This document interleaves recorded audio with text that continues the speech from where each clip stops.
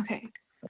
So my name is Virginia, and I'm a student here, and I'm here to demand that this city transition to a public power utility and municipalize its energy. The benefits of municipalization are endless, whether it's reliability, more affordable costs, or giving back to the community. Public power utilities far outpace private ones in sustainability and convenience. They are not for profit, are community owned, and support strong local economies. But something that I particularly like to emphasize is that municipalization reduces carbon emissions. Between 2005 and 2017, public power utilities reduced carbon dioxide emissions by 33%. In light of the A20 plan being put in place, we as a city have set a goal to achieve carbon neutrality by 2030 to address the increasing threat of the climate crisis. One of the most integral aspects of this plan is to, quote, power our electrical grid with 100% renewable energy, end quote. And yet, instead of a public power utility that will move us towards that goal, the energy in Ann Arbor has been monopolized by DTE. This raises many concerns. For one, the DTE is a dirty fossil fuel provider. As of December 31st, 2019, 59% of DTE's energy came from burning coal, compared to the average utility that only uses 23.4% coal. And to put this into even more perspective, only 7% of DTE's energy came from wind and solar power. If we want a livable planet and to achieve what the A20 plan has laid out, we need to increase our usage of renewable energy and cut down our usage of fossil fuel. Maintaining DTE's monopoly is not going to achieve that. Municipalization is essential to promoting energy and democracy across Michigan and crucial to help us combat the climate crisis.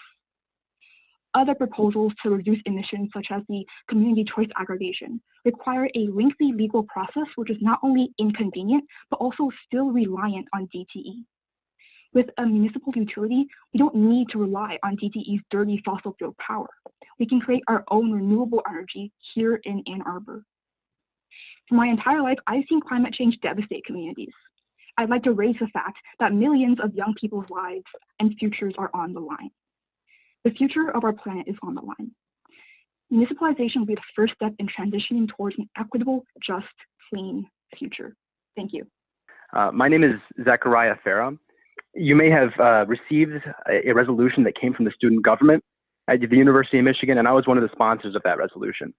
And I'm calling also to talk about municipalization because I feel very strongly that this is a great idea for Ann Arbor and that it deserves a complete investigation to see if this is a feasible idea for our community.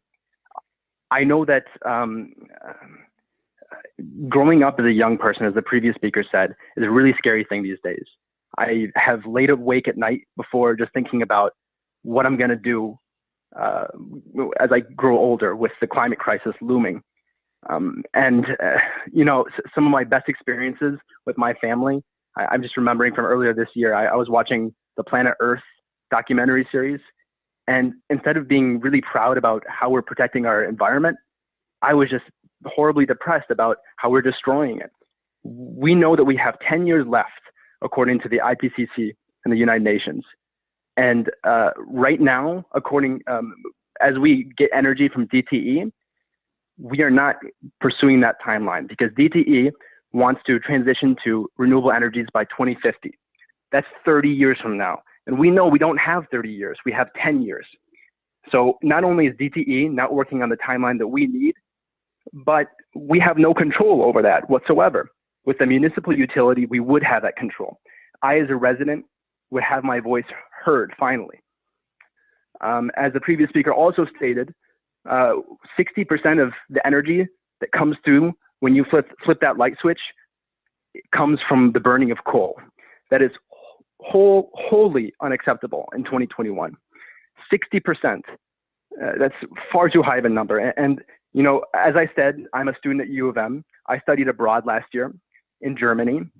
In Germany, that percentage of coal is much lower. And then the percentage of renewables that they use in those communities is very, very high. It's over 30% in some areas. DTE uses only 7% renewables. So once again, we are lagging very far behind other countries that are comparable to our own. This is why I strongly support the idea of municipalization, and I think that the Energy Commission should fully explore going about this legal process, which is outlined in the Michigan Constitution. The idea of CCA is very exciting to me as well. However, throughout my entire lifespan, there has just been very little movement in Lansing, and I think that relying on movement there would be a very foolhardy plan. Because if we're not able to get CCA passed, an entire section of the 8 to 0 plan will just fail. So at least exploring other options and having a backup plan for if CCA is not passed, I think is a terrific idea. It's a very prudent strategy as we continue forward in accomplishing the 8 to 0 plan. After all, the 8 to 0 plan is a living, breathing document. So even though municipalization isn't part of that right now, it can be. Thank you. Hi, my name is Phil Bianco. I am a resident of Ann Arbor in Ward 1. I've lived here and worked here for about 8 years now. And I'm calling also to speak in favor of energy municipalization or public ownership of the energy utility in Ann Arbor. I think the people who spoke before me made some very good points about why it makes sense financially and in terms of ecology as well and sustainability. I think it makes sense to do this both to advance affordability and reliability of our energy here in Ann Arbor, and also to make sure that voters and citizens and people in this city have control over our energy utility. And I think it's one of the best things that we could do to invest in our community and potentially create a lot of good, well-paying union jobs as well. I think that, yeah, so I just wanted to speak in favor of energy municipalization. I think Ann Arbor is very well positioned to lead on this issue in a way that a lot of municipalities and a lot of larger entities as well are not able to do. And I think perhaps more importantly, if we are going to solve the climate crisis and really make a dent in that locally, I think we have to take power away from polluters like DTE, which have a financial interest in doing the opposite of the things that we need to do to solve the climate crisis. So that's pretty much all I wanted to say. I really hope that the commission seriously considers and does recommend a feasibility study for municipalization in Ann Arbor. Thanks. Wonderful. Hi, everyone. My name is Katie Cooley. I'm an Ann Arbor resident, and I've been an Ann Arbor renter for 2 years now. I am here, like previous speakers, to express my opinion regarding the municipalization of Ann Arbor and its diversion from DTE Energy. For nearly a year now, we all have been forced to reconsider the role that the air plays in all of our lives.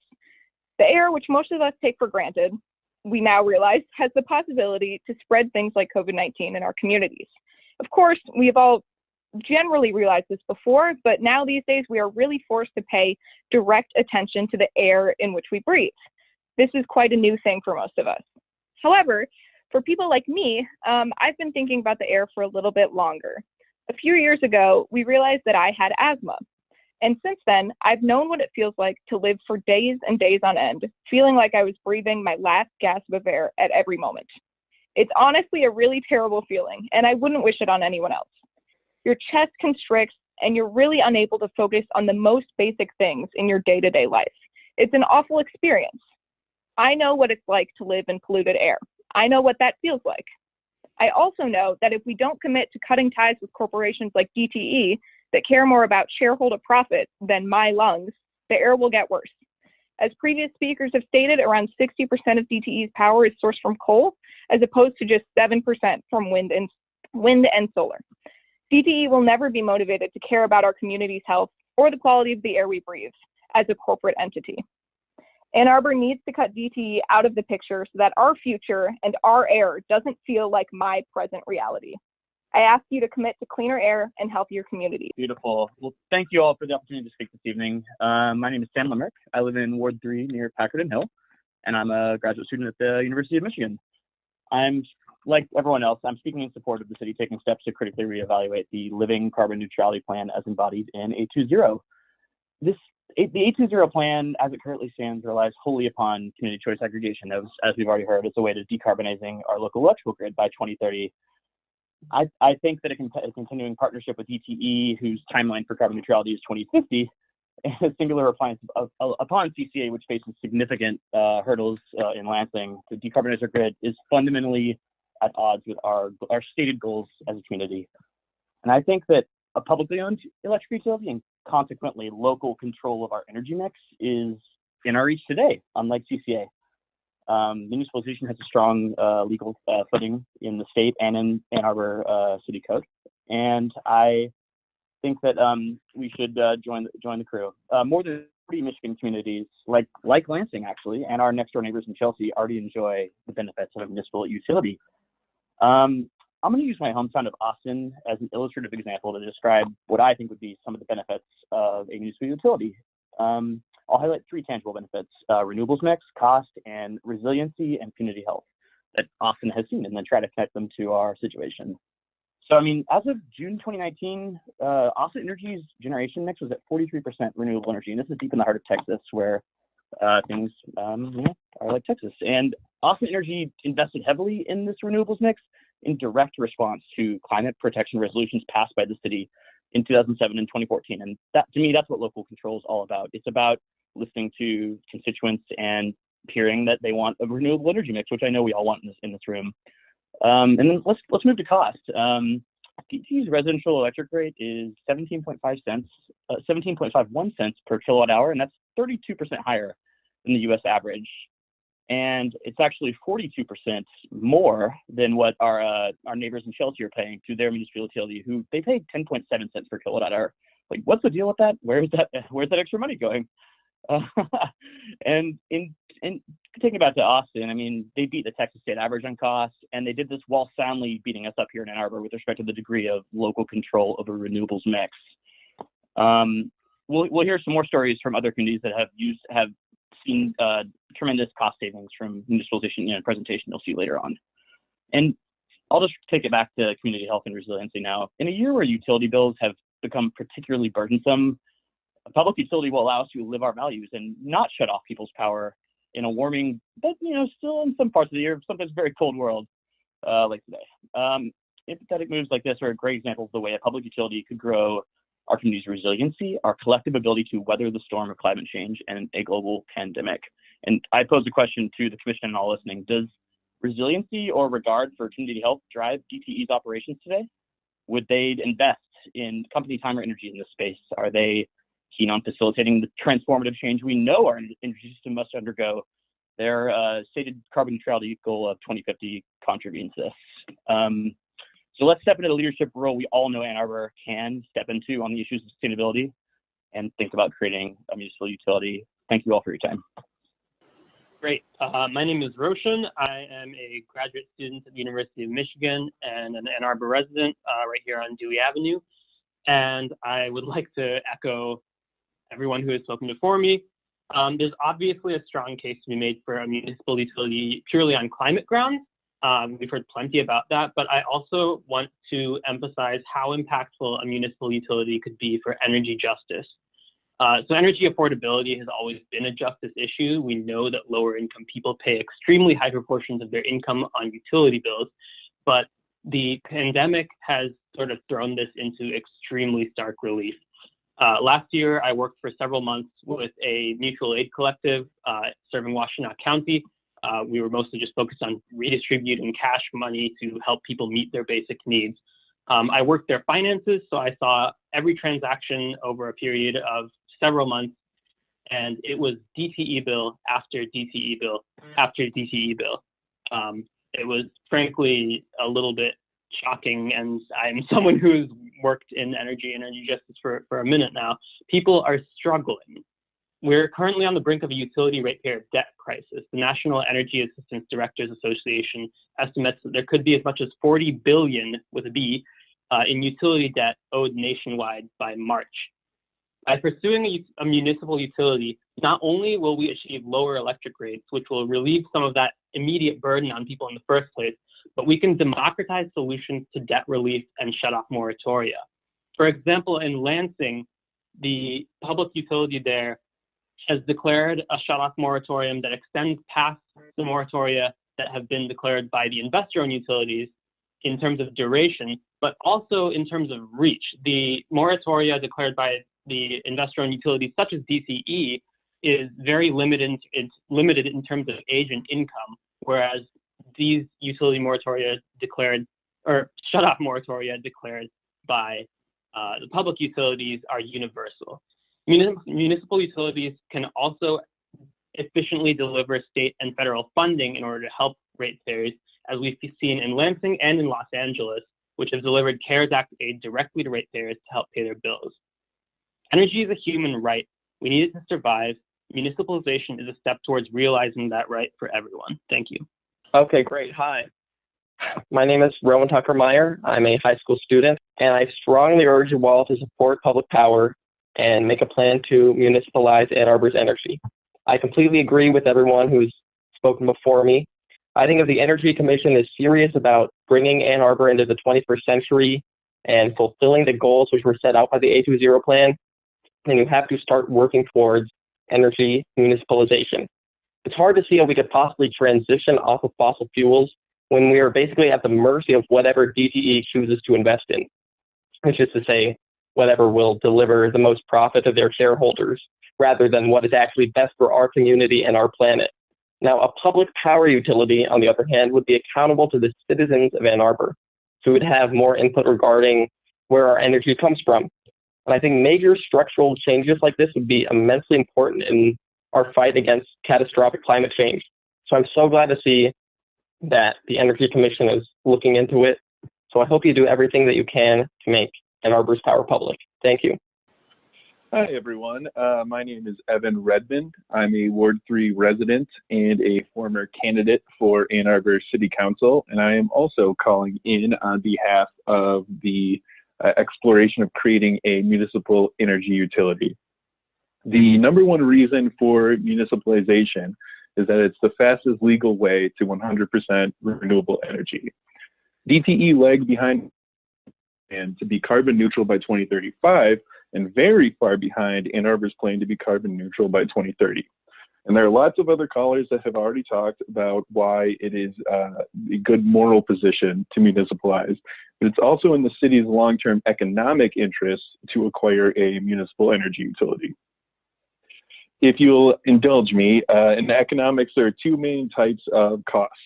There's fixed costs, which are costs that are constant regardless of how much is produced. And there are marginal costs, which are the costs per unit produced.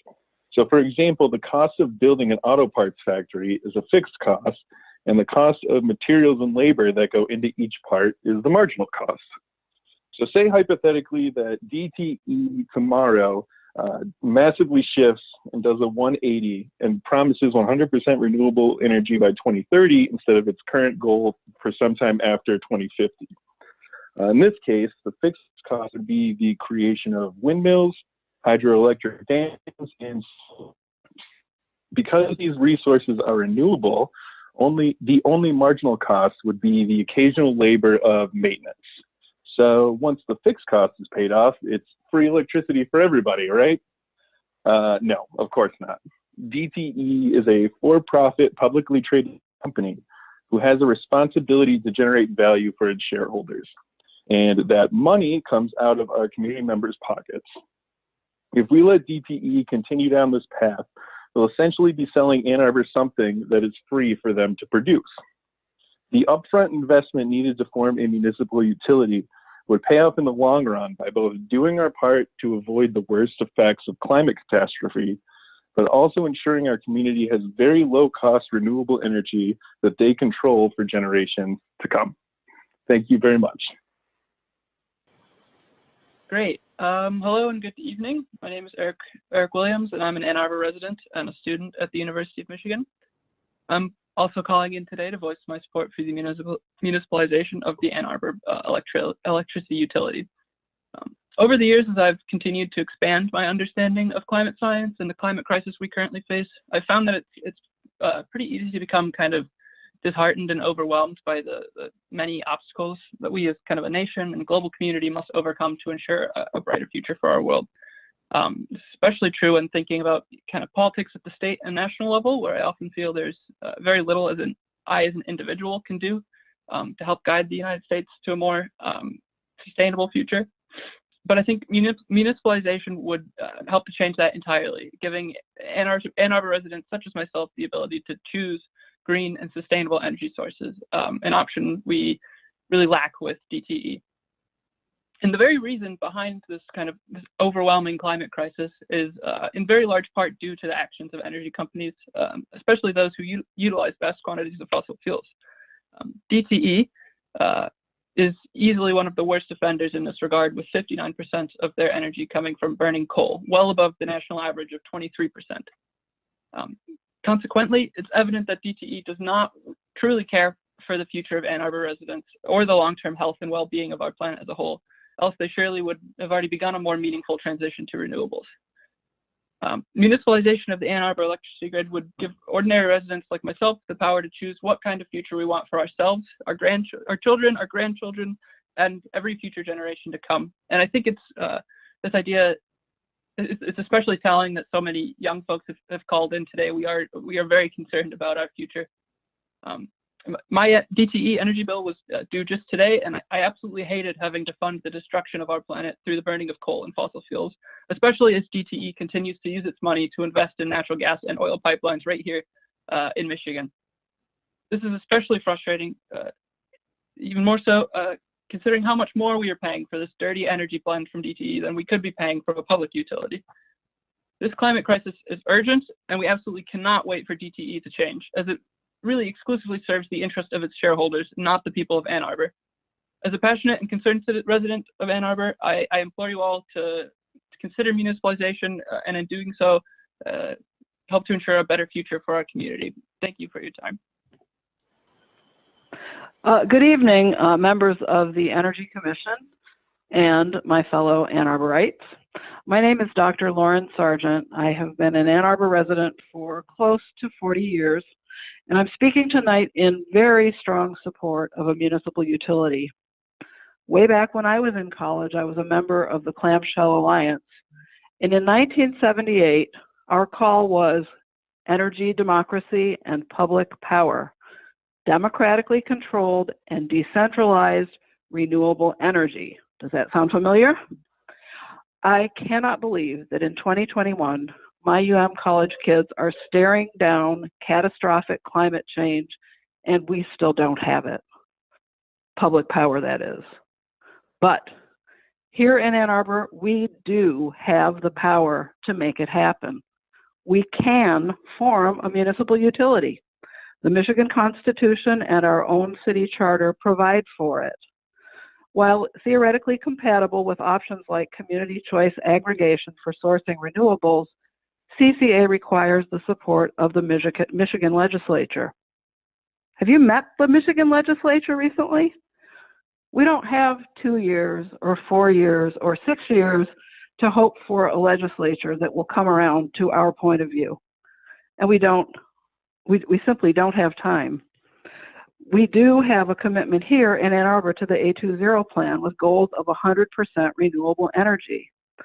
We also have a proud tradition of taking on long-term responsibilities to improve our own community and contribute to the greater good, even when other entities with more power and more money refuse to do so. That is exactly the position that we're in right now. Earth Day, Ecology Center, Recycle Ann Arbor, Greenbelt, affordable housing millages, AAPS sustainability bond, and most recently the A20 plan.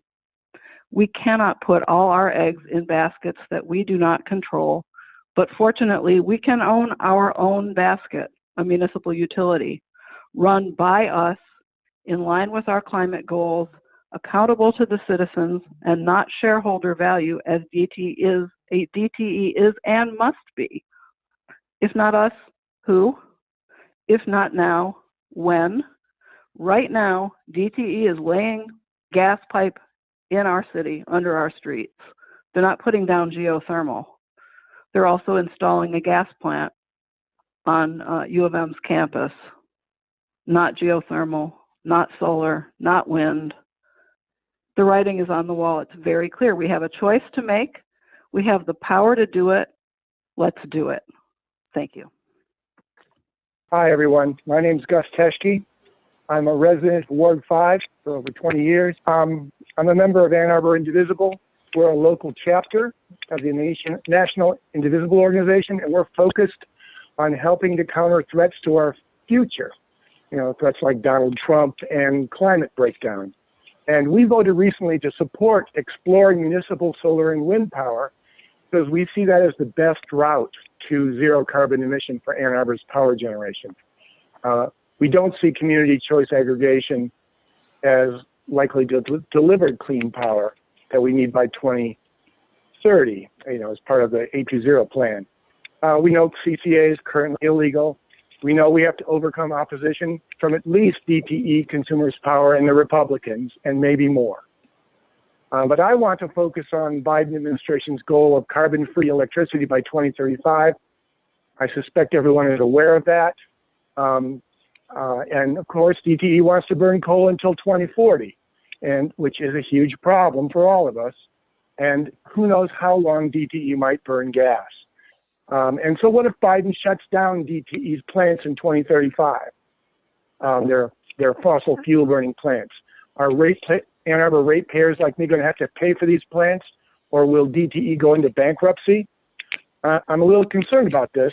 Ann Arbor Indivisible supports exploring municipal power now, and we will act to support that. We will follow the Energy Commission's progress. We urge the Energy Commission to explore municipal power and do a feasibility study quickly. We don't think we have to go along with such obviously bad decisions and bad planning and the high degree of uncertainty that DTE is showing us. Transitioning to municipal solar and wind is what we need to do, and we hope you will take serious steps. Thank you very much. Hello, commissioners. My name is Jeff Irwin. I am coming to you from my Zoom bunker on the southeast side, and I just want to thank you for volunteering tonight and being a part of this commission. I especially having to go through these long meetings. It's an important service. So I want to thank you for that, and I also want to let you know that as your employee in Lansing, as your state senator, I'm always happy to come back and talk more about some of these issues. I work a lot on energy issues, and I love what you guys are pushing from the Energy Commission. I'd love to come back and talk to you about CCA and distributed generation and everything else. But I did want to come tonight to let you know that I'm really excited about this conversation around municipalization. When I look around the state of Michigan at the communities that have municipalized, I see two consistent themes. One is that their power is cheaper, and two is that their power is greener. And I know that I want cheaper and greener power, and I believe that people in Ann Arbor want cheaper and greener power. We probably all want that. And so I just want to encourage you to support a thorough feasibility study, because this idea of municipalizing our power here in Ann Arbor is a big, huge, and expensive endeavor. But the only thing that's more expensive than doing this is not doing it.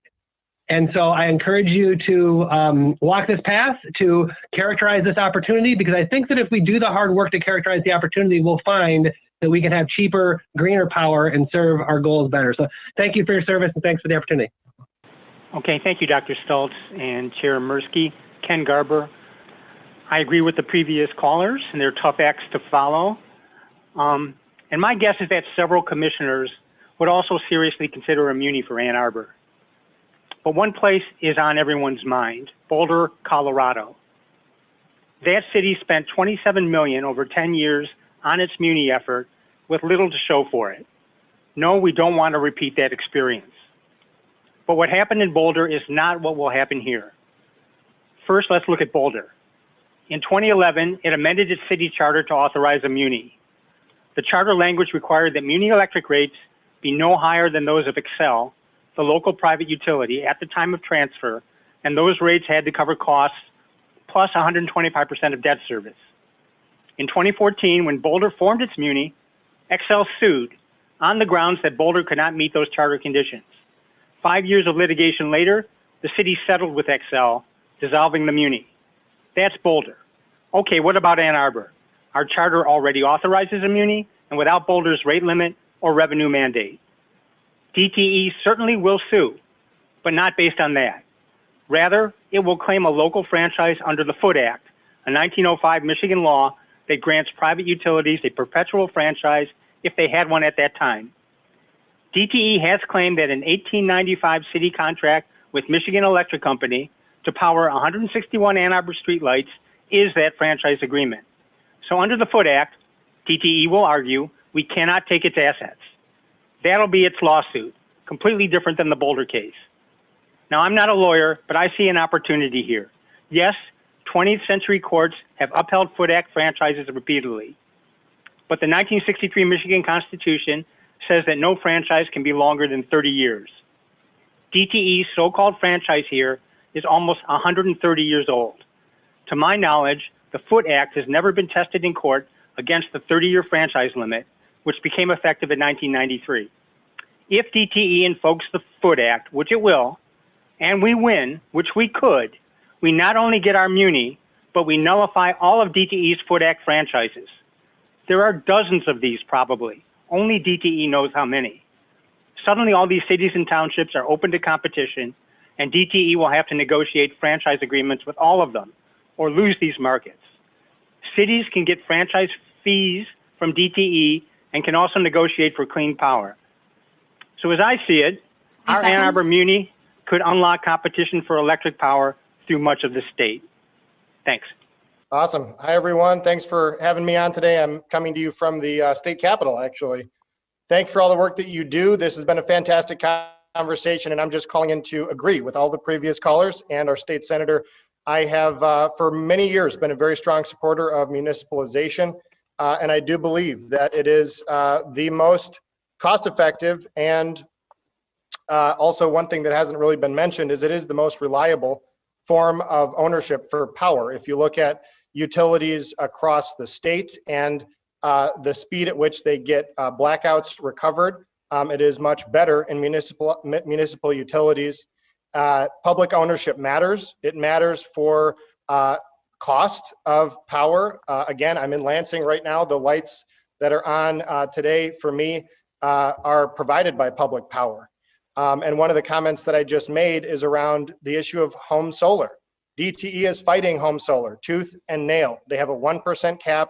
They want to kill home solar in the state of Michigan. In contrast, the Lansing Board of Power and Light is providing incentives. They're telling their citizens, we will give you $500 a kilowatt hour up to $2,000 if you install solar on your homes. The contrast, it could not be clearer between what we can achieve when we work together through a public utility versus what DTE has created in terms of its investor-owned monopoly and its for-profit driven business model, which will not place clean energy at the forefront. It will not place social justice and equity at the forefront.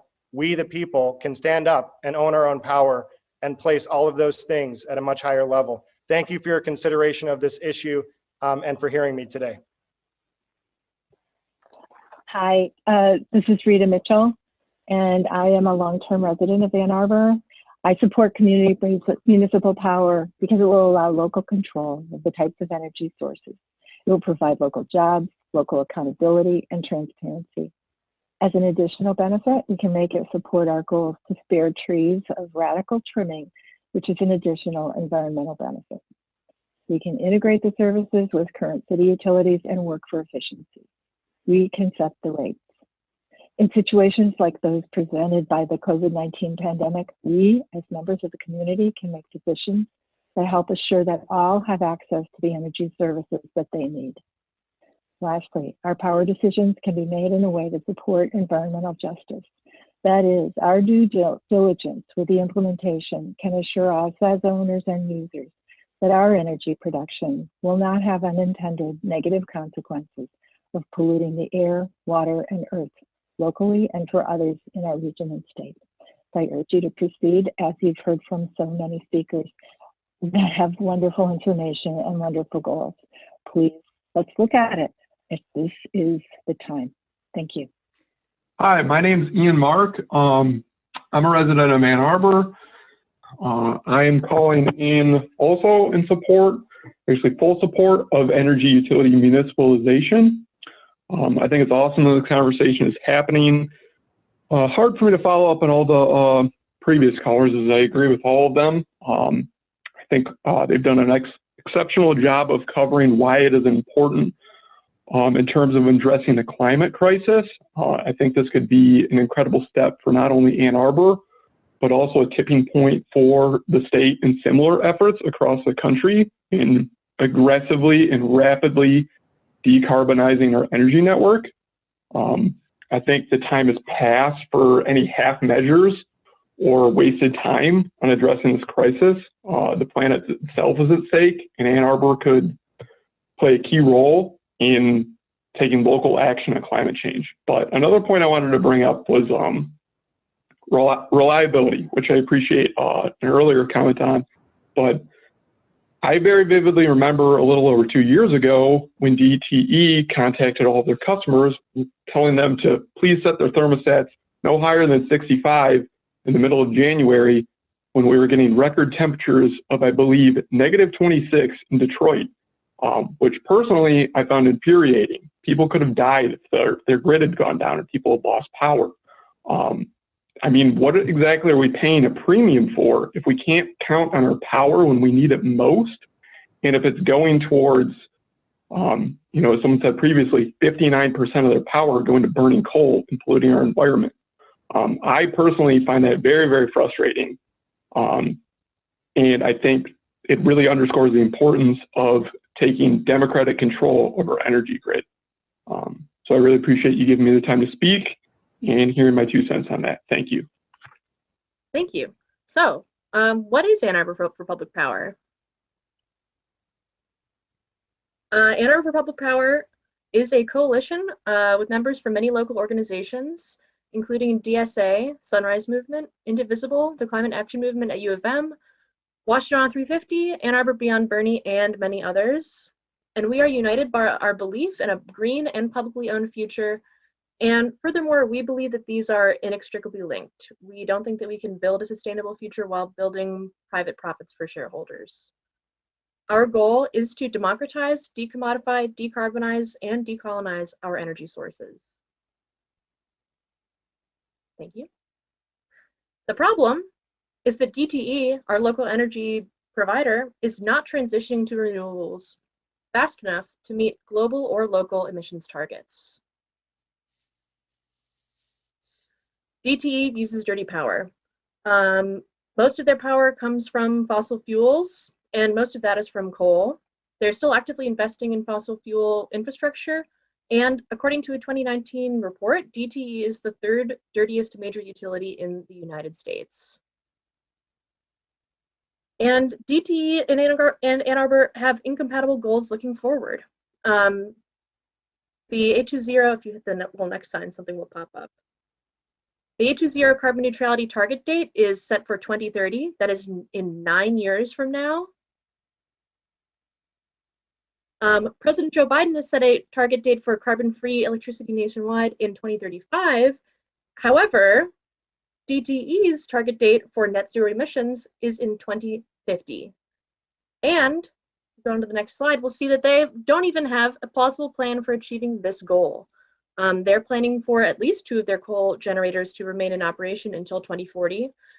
They're currently constructing a $1 billion brand new fracked gas power plant in St. Clair County. Haven't ruled out building another one. And fracked gas is often advertised as a cleaner option or some sort of a transition fuel. However, depending on the amount of gas that is leaked during the production process, the amount which scientists who spend their lives studying this believe is often underestimated, fracked gas can be just as dirty as coal. So to meet that 2050 emissions reduction target, they are relying in part on technological wishful thinking and inventions that don't exist yet. They wrote that in order to achieve their 2040 target reduction date, they will rely on CO2 reduction with new innovations.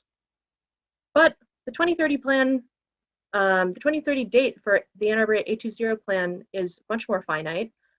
Our plan states that we have to power a grid by renewable energy 100% by 2030, and this simply can't be achieved under DTE's current plan.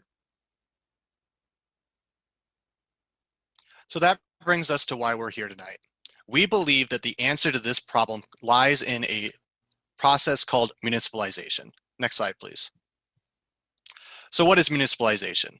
Well, in essence, it would mean transitioning from our current system of having a private energy utility to a public city-owned municipal energy utility. Now, municipal utilities are nothing new.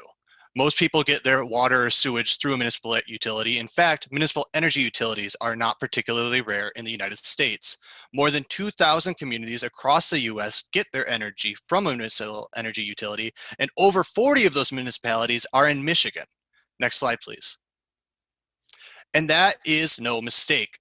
Municipalization is a process explicitly protected both by the Michigan State Constitution and, conveniently, by the Ann Arbor City Charter. Next slide, please. So why do we think that a municipal energy utility is the best option for Ann Arbor? Well, we know that it is both reliable and affordable, but further, it allows us local control and to invest in our community. And it allows us to be environmentally responsible and meet those goals that we know we have. Next slide, please. So what do we mean by reliability? Well, in essence, a public power utility loses power just about half as often as a private energy utility. Nationwide, a public power utility loses power for an average of about 74 minutes per year. In comparison, a private energy utility loses power for about 136 minutes per year. However, just looking at the nationwide data does not quite tell the whole story for Michigan. If you look at this graph we have, DTE on average loses over 1,000 minutes of power per year. Meanwhile, the city of Lansing, a municipal energy utility, loses just a bit over 250. That is a quarter of the downtime that a public power utility experiences in comparison to our private energy utility. Next slide, please. It is also a cheaper source of energy. On average, across the United States, public power utilities pay an average of 14% less in energy rates than their private energy utility counterparts. However, once again, the nationwide data doesn't quite tell the whole story for Ann Arbor. If you look at this graph we have, Ann Arbor's DTE energy rate is about 17.51 cents per kilowatt hours. Meanwhile, our next door neighbor of Chelsea's cents per kilowatt hour is about 10.15. That is over 40% less in their energy rates that they pay just a few miles away from us. Next slide, please. But we don't believe we should do this just because it is a cheaper, better source of power, though honestly, that's probably reason enough. We also feel that it is important that we have a local control over our energy future. With a municipal energy utility, we would control the rates, we would control the source of power, and we would control when our infrastructure is updated. Next slide, please. And furthermore, it invests in our community. Now, I can get into the jargon about how your average public power utility does give back more to their community through a system called pilot than private energy utilities give to their community through taxes. And that's true. Public power utilities pay about an average of 5.6% of their operating revenue through pilot back to their community.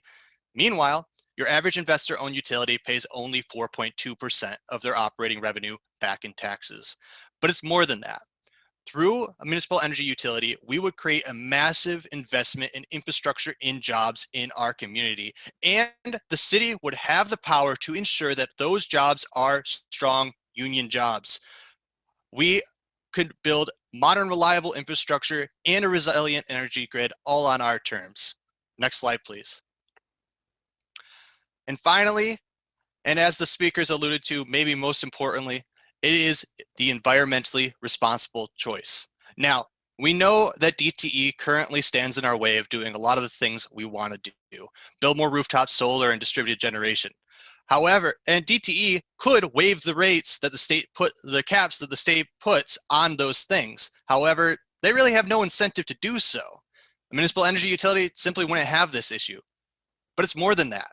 Ann Arbor is a community committed to green energy, and we could say that every bit of energy generation that Ann Arbor builds would be 100% renewable, allowing us to reach that 2030 energy renewable energy target on our own terms without having to rely on any outside factors. Next slide, please. And this isn't a fairy tale. Municipalization is a process that has taken place across the US with success many times. In Long Island in 1998, the city municipalized their energy utility. They now serve well over 1 million customers and reduce the city's their customers' electric utility rates by 20%. Next slide, please. It doesn't stop there though. Winter Park, Florida formed a public power utility in 2005. The city made so much money back in excess revenues that they were able to massively rehaul their energy infrastructure, investing in underground lines, which massively reduced their outages. Next slide, please. And finally, and probably most inspiringly, Jefferson County, Washington voted in 2008 to establish their municipal electric utility. Just like we would have to do, they bought out their local private utility and were able to transition to a 97% carbon-free electricity mix, one of the cleanest mixes in the country. Soon though, hopefully to be beaten by us at 100%. Next slide. So what is the path that we see for Ann Arbor to join these success stories, both sustainable and fiscal ones? Well, we think that Ann Arbor is right for municipalization for a variety of reasons. For one thing, municipalization is legal, as we've touched on.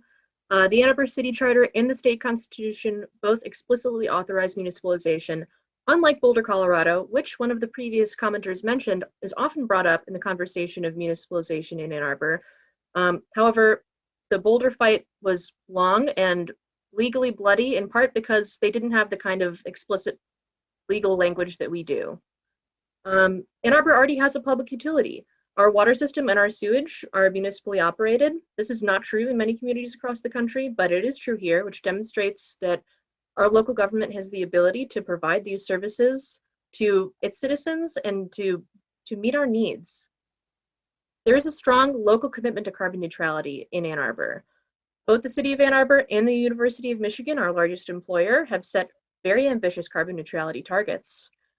And perhaps most importantly, we think that Ann Arbor has the expertise and resources to make this happen, both materially and socially. Ann Arbor is one of the most highly educated cities in the country. It has demonstrated over the long term our commitment to being environmentally sound. So if we can't do this here, we can't do it anywhere, but it's happened elsewhere. So we think that we can do it here with amazing success. Next slide, please. We also believe that municipalization is in alignment with the proposed A20 energy criteria and principles. Looking at the core criteria, municipalization will allow us to reduce greenhouse gas emissions through our locally controlled energy source blends and increasing local solar. Municipalization will allow us to add new electricity generation, including, as mentioned by a commenter, by perhaps incentivizing local solar or building new generation elsewhere, which we would then own as a city. It also democratizes energy access, allowing our community's values of equity and justice to influence our local energy, both in generation and distribution. Looking at energy principles, municipalization that's the most local control you can get looking at an energy system. And we all know that local control enhances resilience, whether you're talking about an energy system, a food system, or a school system. Municipalization is scalable. Cities of many sizes have utilities, and as Ann Arbor grows, our municipal utility would grow with us. And we believe that Ann Arbor can be a role model for new public energy utilities across the state of Michigan. Next slide, please.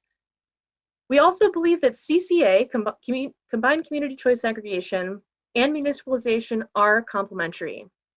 The renewable resources identified and secured for a CCA could be distributed by a municipally owned grid. And if Ann Arbor is successful at establishing a municipal utility, we could provide power to adjacent communities. We also think, importantly, that our timeline is simply too critical to put all of our eggs in one basket when it comes to the climate crisis. CCA is not legal in Michigan, and it is not likely to become legal for at least several years. We would like to work with CCA advocates and strengthen energy democracy and access in Michigan across all its forms. Next slide, please. However, we know that this process will not be without challenges. There will be costs, stranded costs, separation and reintegration costs, transaction costs, startup costs, legal fees, and opportunity costs. However, there will be costs associated with any path that we take to change the energy landscape in our community. It will take time on the scale of years. Again, this is something that it shares with every process that we might undertake as a community to make our energy future more sustainable. We will face opposition from DTE. DTE is not going to want to give up the Ann Arbor market. However, as we have touched upon earlier, we believe that the legal basis for their argument is flimsy, and it is a case that we could win, and we will win. We know that it's been a long time since a municipality in Michigan has created a public power utility, which is all the more reason for Ann Arbor to do so. The state needs a test case. We need to break the monopoly and the stranglehold, honestly, that our large electric utilities have on the communities of the state. And we believe that the benefits will outweigh the costs. We think that not doing something on this issue will cost more in the long run. Speaking of costs, next slide, please. One of the first costs associated with this process will be a feasibility study, and we believe that this feasibility study is likely to cost about $120,000. What we get for that $120,000 will be a much better perspective on exactly how much it will cost to start up and operate a municipal utility, as well as a better understanding of the legal framework involved. So where do we come to this $120,000 estimate? Well, in 2017, Decorah, Iowa, with a population of 8,000, paid $70,000 for their feasibility study for establishing a municipal utility. The next year, in 2018, Pueblo, Colorado, population 112,000, paid $122,000 for their feasibility study. And just 2 years ago, Chicago, population 2.7 million, paid $120,000 for their feasibility study. So we think that $120,000 will get us a feasibility study, which will give us a lot of the answers that we need to begin this process as a community to secure sustainable and community-controlled energy generation for us and for the people who live here for many years. And we think that we owe it to ourselves and to the future to find that information and answer these questions. Thank you very, very much. And let us know if you have any questions for us right now. I thank you very much. That was a great presentation.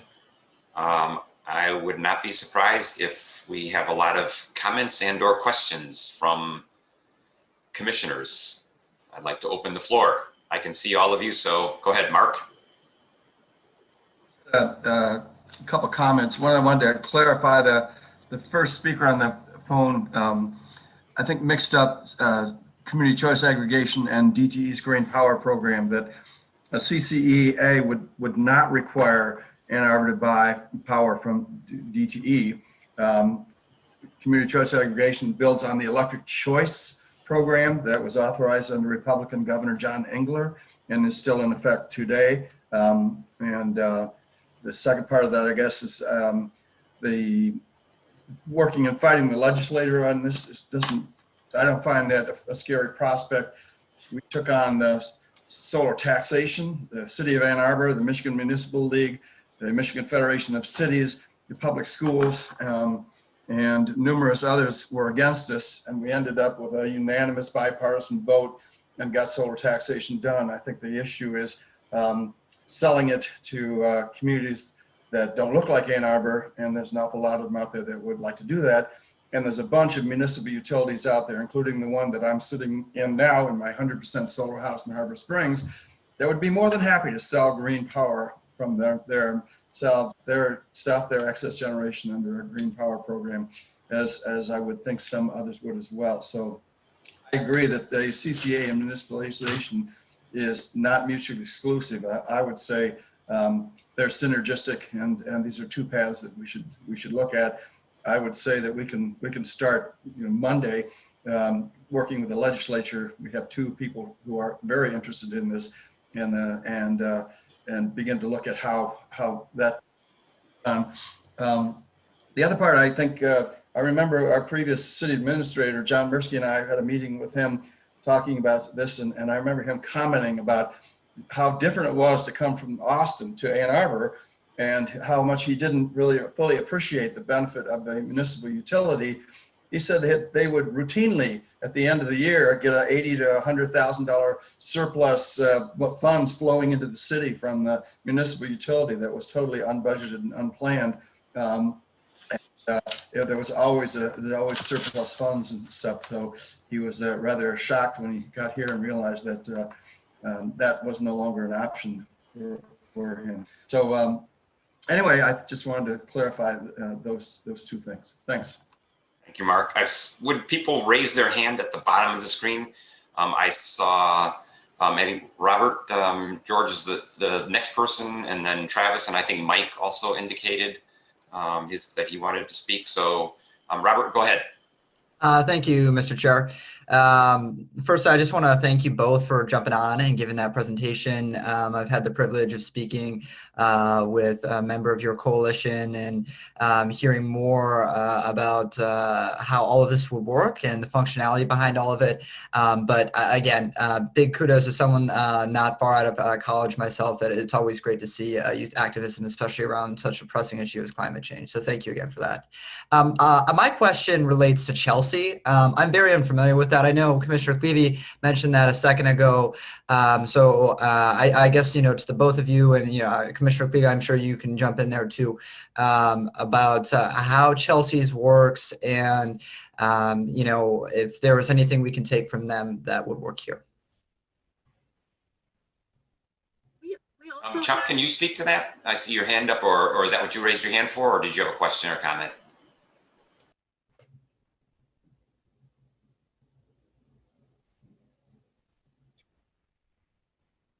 We also, I believe, have a couple other members of our coalition who are now involved in the call here who could give comment. Maybe Ken or Sam or another member of A2P2 might be able to comment more about Chelsea as a specific example. Robert, could you? If they can respond, then Missy can recognize them. They're already elevated. I think Ken just unmuted. Yeah, thanks, Tegwin. I'm elevated because I just did some of the statistical work that showed up on the presentation slides. So I calculated Chelsea's electric rate based on its utility website, but I cannot answer Robert's question about how Chelsea works. I am not familiar with the ins and outs of their operation. So maybe Chuck is. Yeah. Chuck, or I can too. I would do a study with Chelsea like 5 years ago, looking at solar there, and the impetus there was half the city council was driving electric vehicles and they couldn't get them charged, so they wanted to do solar.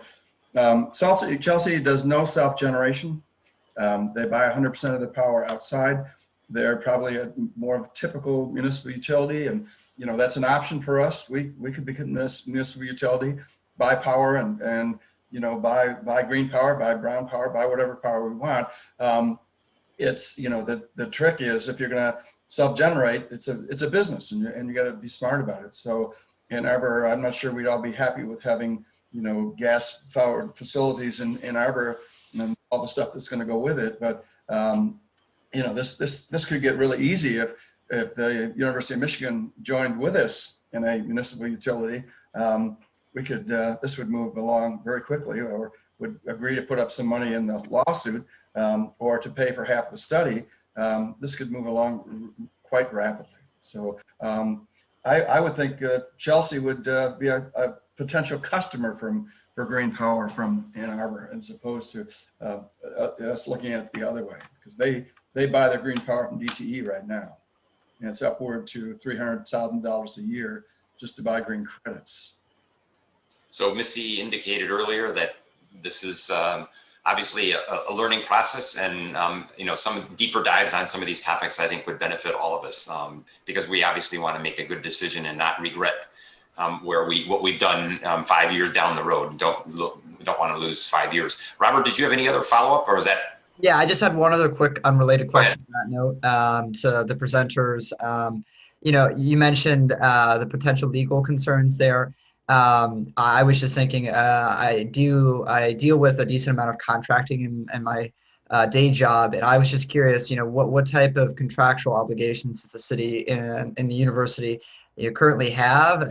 I'm just unaware of what the legal concerns there that you kind of alluded to from more of a contractual angle. Like, is there a certain amount of time that the city has committed to purchasing power from DTE that we must uphold for?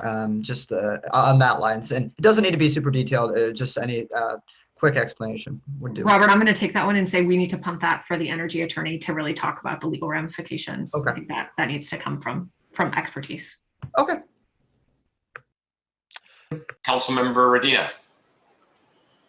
Thank you, Mr. Chair, and thanks to the speakers. Also, I want to echo Robert's comments about how grateful I am for all of you to be involved and to be willing to put together a presentation and come and talk to us. This is something that I've been interested in studying a lot personally, and I've had a lot of conversations with some of my constituents and other elected officials about it. And I think, you know, I'm a former customer actually of Lansing Board of Water and Light, and you know, enjoyed my service there, and the responsiveness of the utility to the community. I think one of the things that I have struggled with and that I really appreciate from your presentation is that, you know, Lansing Board of Water and Light established their municipal energy program in 1892. And so we don't have a recent example of what that might look like in kind of our modern times. And so I appreciate you pointing us to Long Island, Winter Park, and Jefferson County. I will continue to do my research there, but I have struggled personally to find some of those recent success stories. So to the extent that you have additional information that you could share about those 3 examples, I would be really grateful to look at that. I'm particularly interested in some of the initial startup costs and things like that. I know that a feasibility study would speak to that more closely to our kind of local situation. But you know, as I'm considering even what this might look like going forward, and looking at the fact that, you know, we also have a COVID budget system cycle that we're dealing with right now, trying to just kind of do all of that math kind of on the front end to the extent that I can as I'm weighing some of these factors. So if you have more information about that, that would be great as well. But I just also wanted to thank you again, because I really appreciate the presentation and the conversation tonight. Thank you, Travis. Yes, certainly we can forward on more information regarding those examples. I believe that information did come from the American Association for Public Power, which has a lot of information about those types of success stories and so forth. And I appreciate that you alluded to the fact that a feasibility study would answer a lot of these questions. I think, as we've seen, there's a lot of support in the community and a lot of interest in this. It is a very feasible path forward, it seems, and it seems prudent to fully investigate that and get those answers that we need. Commissioner Schreiberg, Mike. Yeah, thanks. I want to echo the thanks to the presenters, who I think did an excellent job of laying out something that this commission's been talking about off and on for probably a decade or so, but this was maybe the most focused effort to bring that to bear that I've seen. My question is really around the timing, because I'll tell you, one of the hang up that I've got for this is that the time that it would take to form this, which, you know, is measured certainly in years, if not more, is time that I don't want to waste when we can be working directly on the solution. So and I realize there's a short-term, long-term thing, but I'd be curious from the presenters or others on the commission, how you balance those things, the urgency that we need to reduce emissions right now, and the time and effort and the legal fight over many years that it would take to create this. You know, I'm there in concept, but I've got a practical concern about timing. Yeah, we share that concern. I think that that's a big part of the reason why we said that CCA and municipalization are complementary approaches. You know, we owe it to the future generations to fight this battle with every tool we have. And yes, municipalization is not a short process. It can be done in a realistic time frame that allows us to get to those energy goals that we want. But that does require urgency in the form of city cooperation. And we really hope that we'll get that type of cooperation moving forward so that we can use every tool in our disposal to make sure that the future generations have the sustainable future that they deserve. And I guess I'd just add, I see a concern that I have is timing, but also, the limited pool of resources of city resources and time to do that. And I just think there's a balance there. Maybe I'm stating the obvious, but that time that goes into that can't go into other program time. So, and I know it's not a full zero-sum game, but there are, time and resources are limited within the city as well. So just a comment on that, but thank you. Thank you. Commissioner Hookham and then Commissioner Kerber.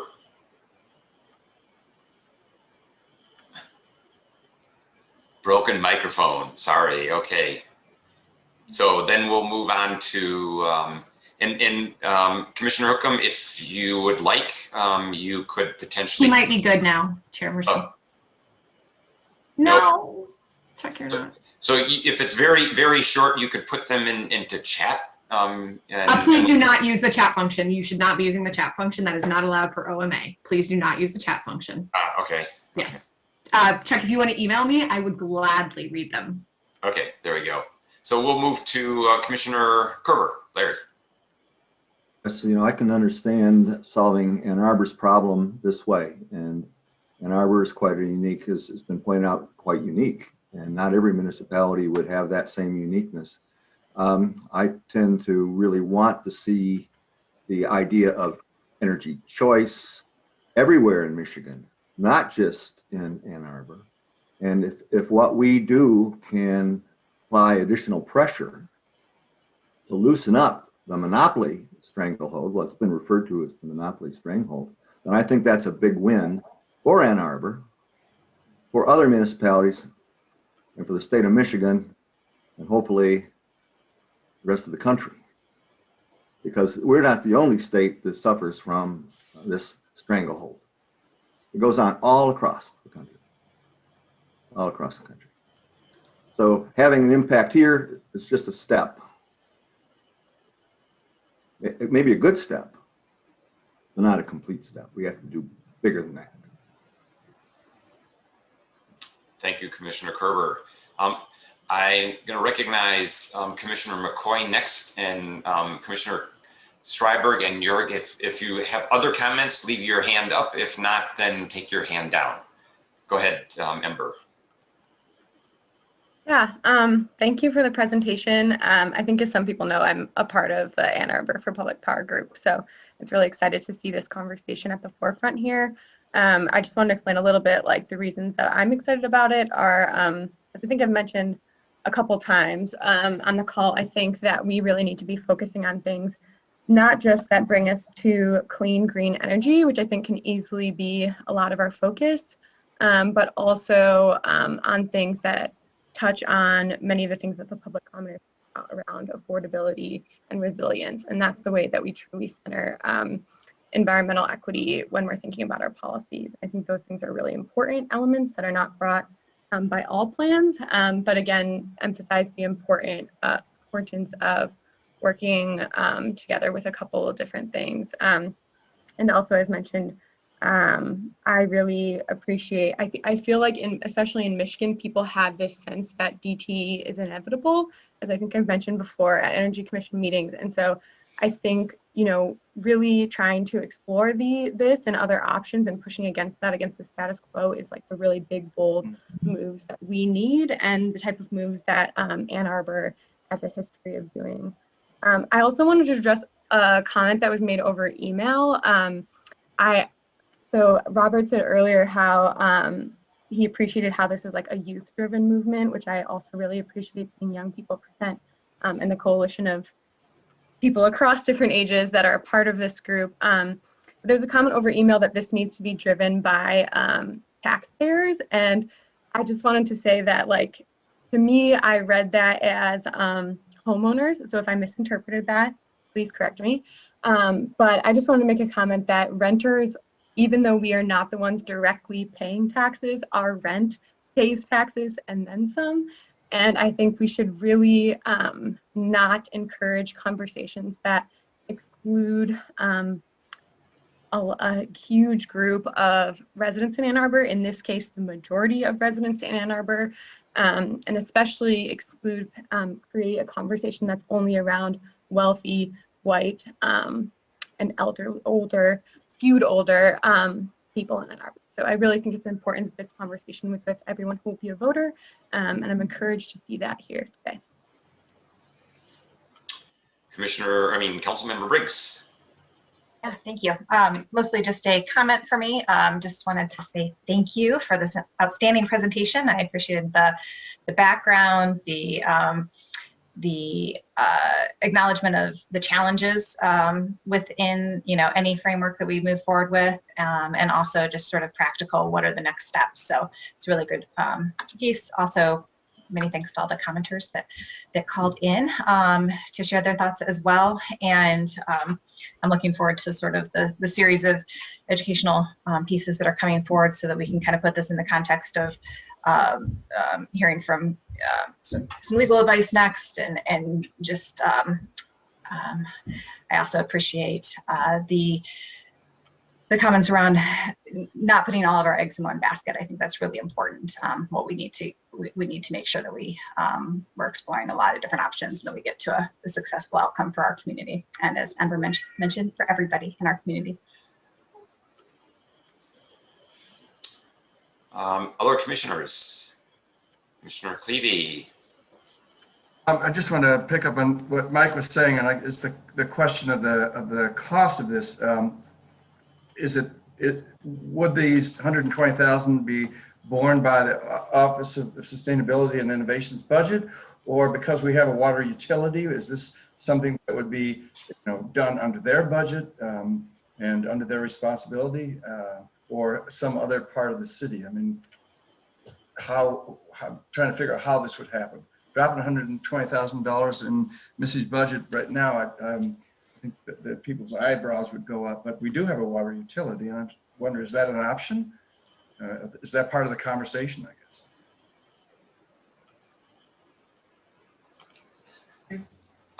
As far as I know, someone from the group want to comment? I don't know if there's a source really identified. I'm aware of the municipalization effort in Decorah, Iowa, and my understanding is that was essentially privately funded, primarily by a local philanthropist. Is there any idea from within the A2P2 group as to what the source of those funds would be, or a proposal where they should come from? We have not made a budget right now with how to raise $120,000 ourselves. I think that we as an organization recognize that there's a lot of private money in this community. And if in order to access that money to pay for this, it would need to be funneled through our group. That's something that we are open to. And I think we're investigating right now those sorts of legal frameworks that we would need as an organization in order to engage in fundraising.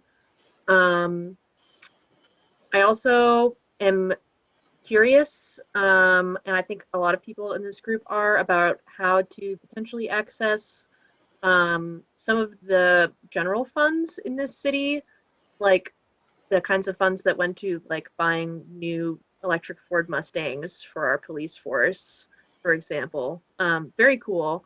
But I think that as a community, I think that some of the values that our community holds would be open to some of the like general funds of the city being used for a feasibility study like this. I don't think that we are interested in all of this coming out of the very important work that the Office of Sustainability has already budgeted it for. So I think that there are a lot of questions to be pursued there. And if anyone on this call has information or ideas about that, please reach out to us. Great. Other commissioners, questions, comments?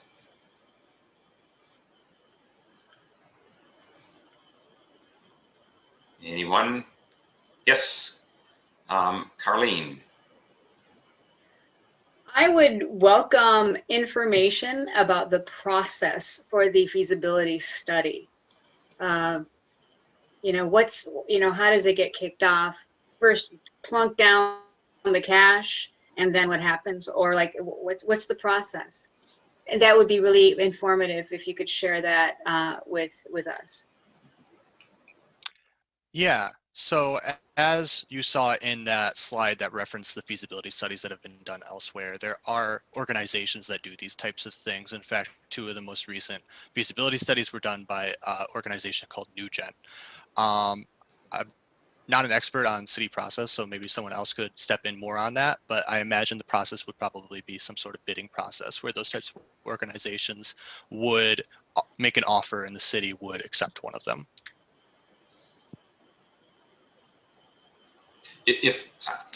I'll just comment, if indeed the city were to take a lead in this, then that would be exactly right. I mean, if it would to be through private fundraising, through Ann Arbor Public Power, then you could decide how that would be. You know, whether you issue a request for proposal and then evaluate those, or whether you just short circuit the whole process time-wise. I mean, that would be something that would be probably up to you guys. So that, you know, that remains open. Well, my recommendation would be to provide as much structure to this as possible, because just the RFP process is an entire process in and of itself, to understand what questions to ask and in order to get bids for. So I would advise, you know, to do that kind of research ahead of time, which would serve the city and city council as far as making it more easy to make decisions. And this is part of what we went through for having the approval of the electric vehicle readiness ordinance. There's a tremendous amount of work that went into it ahead of time. Anyone else? Clarifying question. Yes. Commissioner Heffer. I was just going to second that discussion on request for proposal process. If it's a privately funded request for proposal that someone or a group would bring into a public entity and say, this is how or you would municipalize something, the rigor that's done on competitive bidding analysis and RFP analysis, and the questions that need to be asked, make sure you have experts in the fields of electricity and others, so that you do ask the best, quote, right questions, so that you get the information that you really need, so that you get a feasible cost. Because if you do not get the costs right up front, or the feasibility up front, you could take the city down a path that would not be wise. You know, so if you take, say, the Washington municipality and the fact that they're 97% renewable right away, you have to understand that the major source of electricity in that area is from hydroelectric generation. And so you have a very natural, abundant, renewable energy source there. So you want to look at other municipalities that have been formed in areas like ours, with similar infrastructure like ours, with similar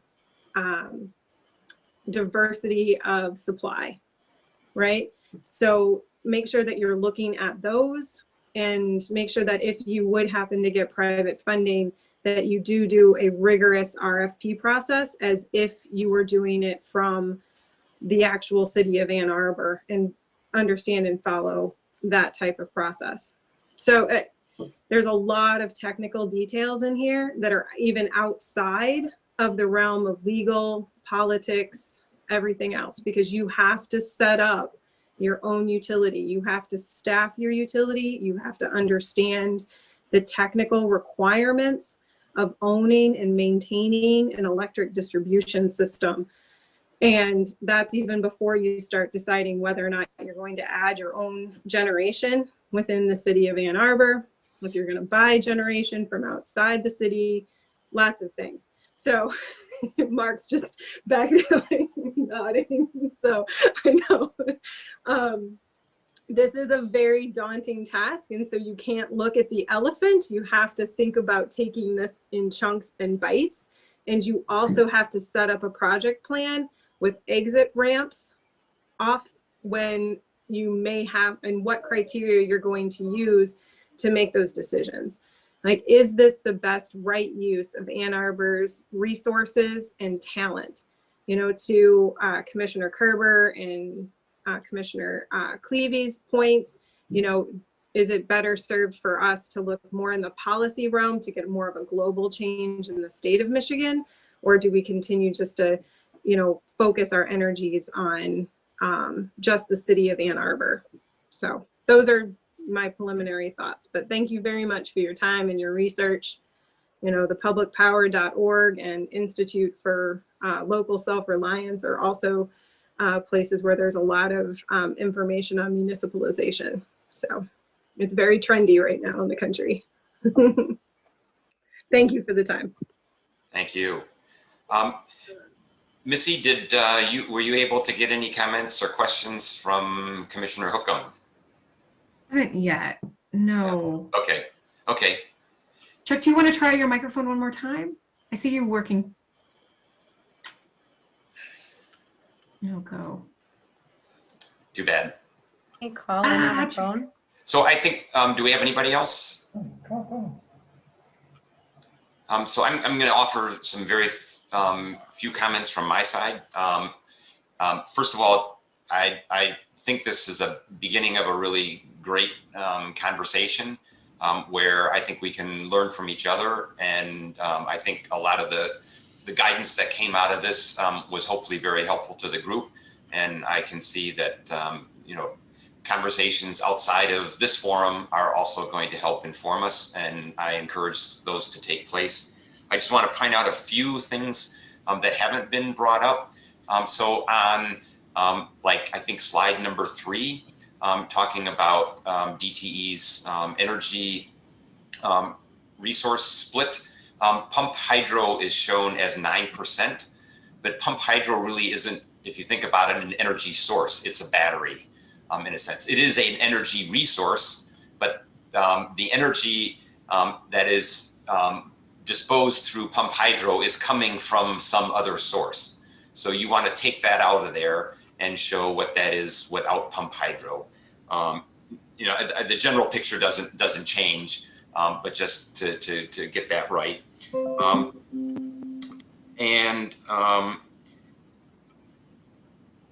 Yeah, I think I can skip my other comments. There were a lot of really good comments, and like I said, I really encourage all of you and all of us to continue this discussion. And as Missy has pointed out, we're looking forward to the presentation next month, as well as potential other presentations. It could be that we look at CCA. It could be that we have DTE come in here and talk about what they plan to contribute to the A20 plan, so on and so forth. So there's lots of options open to us over the next couple of months. So, Chair Mursky, I think Commissioner Hookham might be unmuted. I heard a ding from his computer. No. No. He did light up though. He did, right? Yes. Okay. Okay. Chuck, we call in on the phone, Chuck. Yeah. We didn't sabotage you on purpose, Chuck. Hi, I'm Connor Davidson. I'm a resident of Ann Arbor in Ward 5. I'm calling to speak in favor of energy municipalization. I've been living in Ann Arbor for about 10 years now and paying DTE directly or indirectly the entire time. As some of the people who called in at the beginning and as presenters mentioned, DTE is more fossil fuel dependent than other utilities and across the nation and has no near-term goals to change that. We're in a historical moment where we don't have any time to waste burning carbon, and it is appalling to me as a resident of the city that we are spending our money to give it to a corporation who is working against our own goals as a city who passed the A20 plan and have a lot of goals around the natural environment.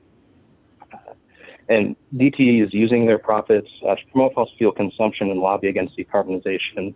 And just as an example of what DTE is using their money for, the Detroit Metro Times investigation in 2019 found that every customer bill from DTE is inflated by about $13 a month just to fulfill their investor obligations. That's money that all of us in Ann Arbor are spending that we could be using to install solar, wind power, or repairing the Barton Dam. But instead, that's going to someone who probably lives outside the community. They're doing all this, but we don't have a choice in it.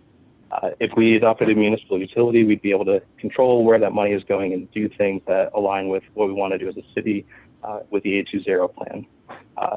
And I fully support municipalization, and I hope you do as well. Wonderful.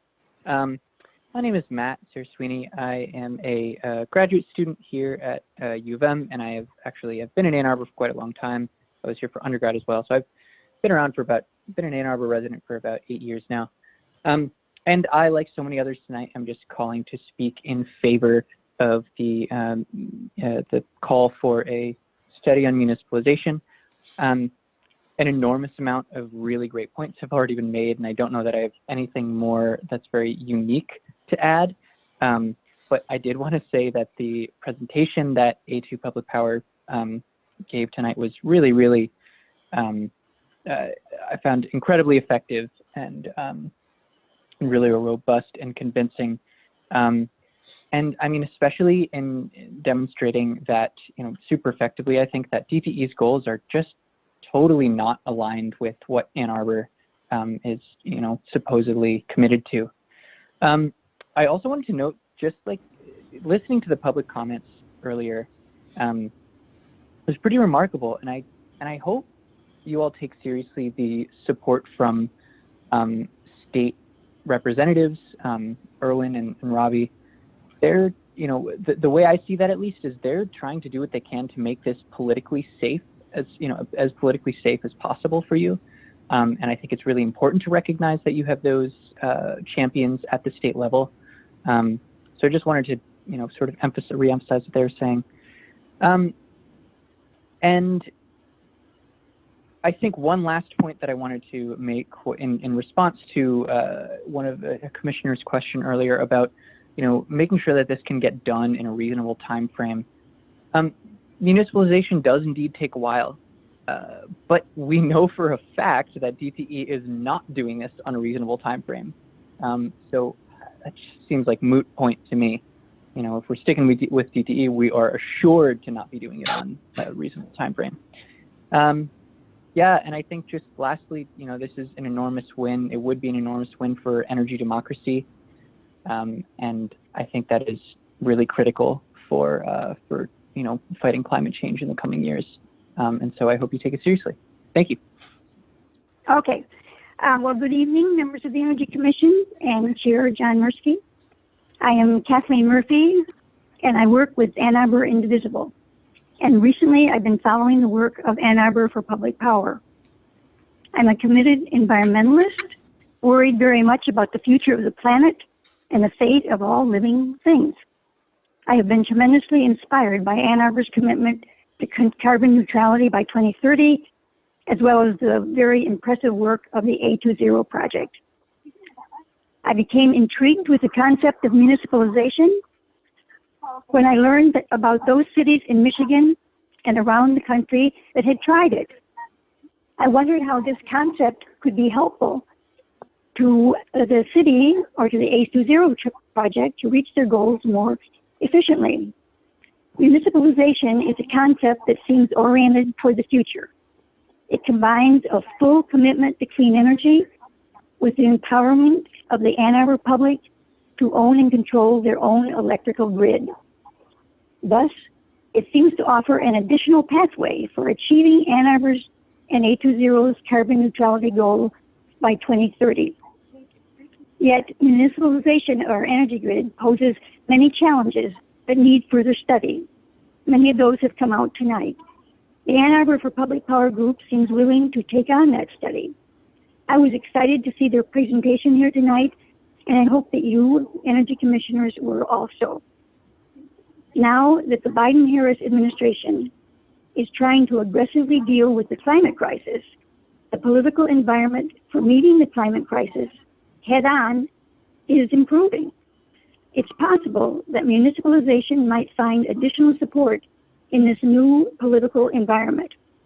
So I join with those who have spoken up earlier from municipalization to encourage you, energy commissioners, to seriously explore the possibility of a municipal electric utility in Ann Arbor.